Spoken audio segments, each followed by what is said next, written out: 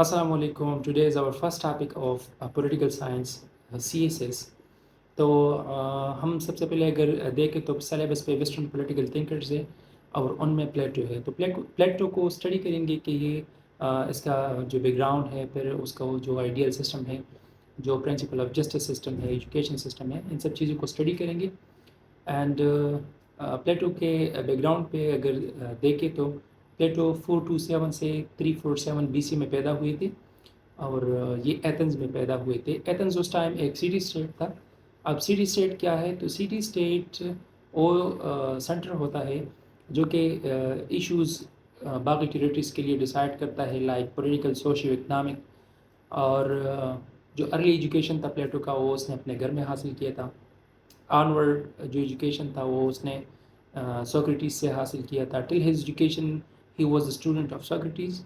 اور سوکریٹیز کو ایگزیکیوٹ کیا تھا اس نے اسٹیٹ نے. تو سوکریٹیز نے کرٹیسائز کیا تھا ڈائریکٹ ڈیموکریسی کو، جو سٹی اسٹیٹ میں ڈائریکٹ ڈیموکریسی تھی، اور اس نے کہا تھا کہ یہ کرپٹ سسٹم ہے. تو اسی بنا پہ اسٹیٹ نے اس کو ایگزیکیوٹ کیا.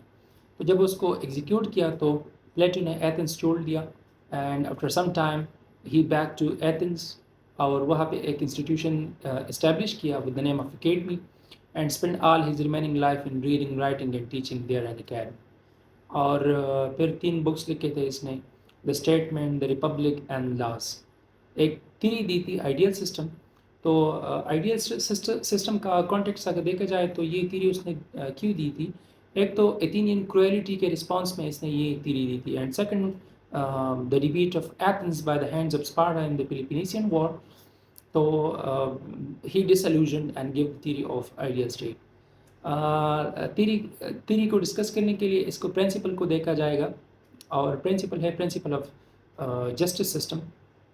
تو جسٹس سسٹم کو ڈیفائن کرنے کے لیے، ایکسپلین کرنے کے لیے ہیومن بینگ کے 3 ایکسٹینٹ ڈیفائن کیے گئے تھے، اور اس کو ایک اسکیم میں ڈیوائڈ کیا گیا تھا. جو 3 اسکیمز تھے ان میں نمبر فرسٹ پہ lust and desire position, number second پہ courage and spirit, and number third پہ وزڈم اینڈ ریزن. اور پلیٹو نے کہا تھا کہ سوسائٹی میں آپ کو وہ لوگ زیادہ نظر آئیں گے جن میں لسٹ اور پوزیشن یعنی ڈیزائر اور ڈومیننٹ ہوگا، اور یہ لوگ آرٹیزن آف دا سوسائٹی ہوں گے، یہ ورکرز ہوں گے سوسائٹی کے. سیکنڈ نمبر پہ وہ لوگ آئیں گے جن میں کریج اینڈ اسپرٹ ڈومیننٹ ہوگا، اور یہ رول پلے کریں گے ملٹری کا. تھرڈ نمبر پہ جو کم لوگ ہوتے ہیں وہ فلاسفر کنگ بنیں گے، وہ سوسائٹی میں آپ کو کم نظر آئیں گے، اور وہ رولرز بنیں گے، سوسائٹی میں وہی لوگ رول کریں گے. تو اب کویسچن رائز یہ ہوتا ہے کہ ان لوگوں کو سمجھنے کے لیے ہم کیا کریں گے کہ ہمیں پتہ لگ جائے کہ کون کس کیٹیگری میں آتا ہے. تو اس نے ایک ایجوکیشن سسٹم دیا، اور ایجوکیشن سسٹم میں یہ تھا کہ فرام اس ایجوکیشن سسٹم کو بھی 3 فیزز میں ڈیوائڈ کیا تھا، اور جو فرسٹ فیز تھا وہ فرام برتھ ٹو 18 ایئرس تھا. اسی فرسٹ فیز کو 2 فیز میں پھر ڈیوائڈ کیا گیا تھا، from birth to 6 years and from 7 years to 18 years. تو from birth to 6 years they'll taught by the state appointed mothers. State ان کے لیے مدرز اپوائنٹ کرے گی ان بچوں کے لیے جو 6 سال تک ہوں گے، اور ان کو گریکس، بریوری آف گریکس اور میتھالوجی یہ نریٹ کیا جائے گا، یہ پڑھایا جائے گا. اور آنورڈ جب 7 سال سے 18 سال کا وہ جو ایج ہے تو اس میں یہ اسکول جائے گا، اور اسی ٹائم میں اس کو میوزک، لٹریچر، جمناسٹکس.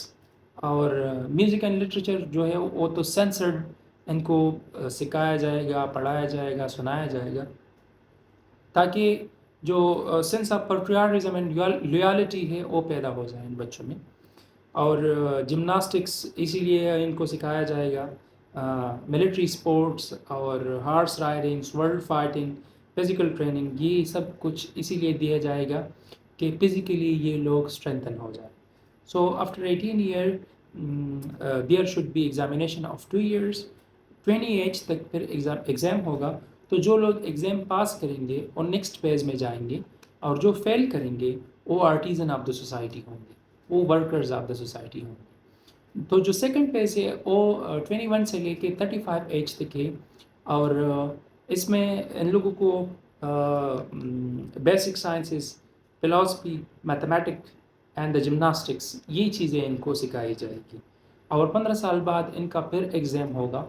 تو جو لوگ ایگزام فیل کریں گے تو یہ وہی لوگ ہوں گے جن میں کریج اور اسپرٹ ڈومیننٹ ہوگا، تو سو دے ول پلے دا رول آف ملٹری. اور جو پاس کریں گے تو وہ آگے جائیں گے، فلاسفر بنیں گے. جو تھرڈ فیز جب کنٹینیو ہو جاتا ہے آفٹر 35 to 50 ایئرس، تو ان لوگوں کو advance philosophy, advance mathematics, advance logic, یہ سبجیکٹس پڑھائے جائیں گے. اور جو ایگزسٹنگ رولرز ہوں گے ان کے ساتھ ان کو اٹیچ کیا جائے گا. یہ جو لوگ ہوتے ہیں جو 35 ایئرس کے بعد جو ایگزام پاس کرتے ہیں، سیکنڈ فیز کو کلیئر کرتے ہیں، تو یہ ایگزسٹنگ رولرز کے ساتھ ہوں گے اور یہ کچھ سبجیکٹس ہیں ان کو یہ پڑھائے جائیں گے. تو پھر جو ایگزسٹنگ رولر ہوگا وہ ان بندوں میں سے ایک بندے کو چوز کرے گا and that will be the philosopher king, اور وہ پھر نیکسٹ کنگ بنے گا. فیچرز ہے کہ یہ دس ایجوکیشن سسٹم ہے اسٹیٹ کنٹرول ایجوکیشن. یہ جو ایجوکیشن ہوگا یہ اسٹیٹ کنٹرول ہوگا، پرائیویٹ ایجوکیشن بین ہوگا. اور یہ ایجوکیشن کمپلسری ہوگا on all citizens. It is having equality for all men and women. Justice system کی بات جب بھی آتی ہے تو ادھر ایکولیٹی ضرور ہوگی. تو اس کو کمپلسری بھی اسی لیے بنایا گیا تھا تاکہ مین اور وومن میں کوئی فرق نہ رہے اور سب کو یہ سبق سب لوگ حاصل کریں. اب اگر آگے دیکھا جائے تو Plato scheme of communism.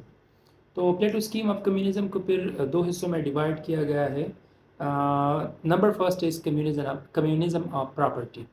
So the upper two classes, military and rulers, they shall not have any property with their name, and they are not capable of owning any land, property, no ownership.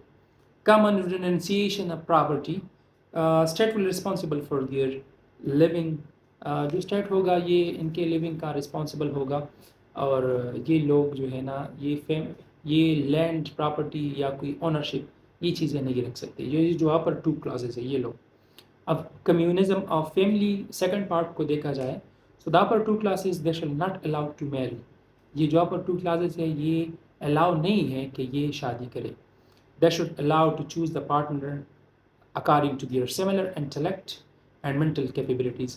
یہ صرف الاؤ ہے کہ کچھ time کے لیے اپنے لیے ایک پارٹنر سلیکٹ کریں اپنے انٹلیکٹ کے مطابق، اپنے مینٹل کیپیبلٹیز کے مطابق.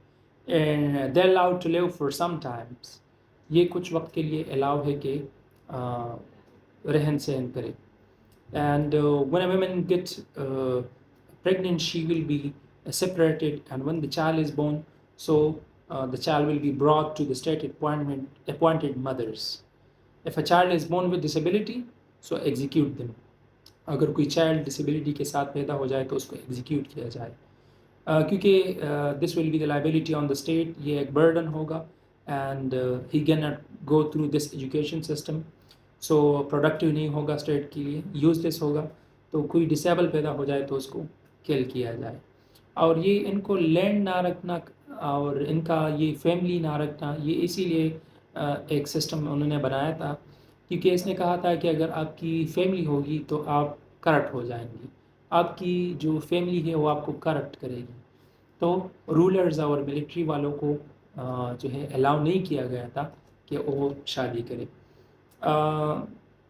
For Plato state is the end and everything else is the means. اگر اب دیکھا جائے کہ پلیٹو تھیری کا کوئی ریلیونس ہے ماڈرن ایرا کے ساتھ، so Plato introduced the concept of examination. Plato was the first thinker to give the first systematic theory in political science, and Plato was first one who made education compulsory. He is considered to be the pioneer of feminism. اب یہ feminism کے pioneer کیسے تھے؟ تو جو justice system تھا ادھر اس نے ایجوکیشن کو کمپلسری بنایا تھا، ایکول کیا تھا for man and woman both. اور اس نے جو ہے نا he was the one who allow woman to be the rulers, military and artisans of the society. یہ اس کا جو another ایک contribution ہے پلیٹو کا وہ یہ ہے کہ Plato did not allow early marriages. جو early marriages تھے وہ پلیٹو allow نہیں کر رہا تھا because completing 7 to 18 years of education after being artisan you can marry. جب آپ آرٹیزن بن جاؤ تو پھر آپ شادی کر سکتے ہو، اور اس سے نہ پہلے آپ کر سکتے ہو نہ پھر جب آپ آفٹر 20 ایئرز آپ ایجوکیشن کلیئر کرو اور نیکسٹ فیز میں جاؤ تو تب بھی آپ شادی نہیں کر سکتے. شادی کر سکتے ہو تو صرف ایک سچویشن پہ کہ جب آپ آرٹیزن آف دا سوسائٹی بن جاؤ. اور اس نے کہا تھا کہ if you marry before then that you will have child family which will corrupt the ruler. تو جو رولر ہوگا یا جو ملٹری آفیسر ہوگا تو اس کو یہ کرپٹ کرے گا، تو آپ الاؤ نہیں ہے کہ آپ شادی کریں. That's it. اگر کوئی کویشچن ہو تو آپ پوچھ سکتے ہیں آن ورڈ. تھینکس.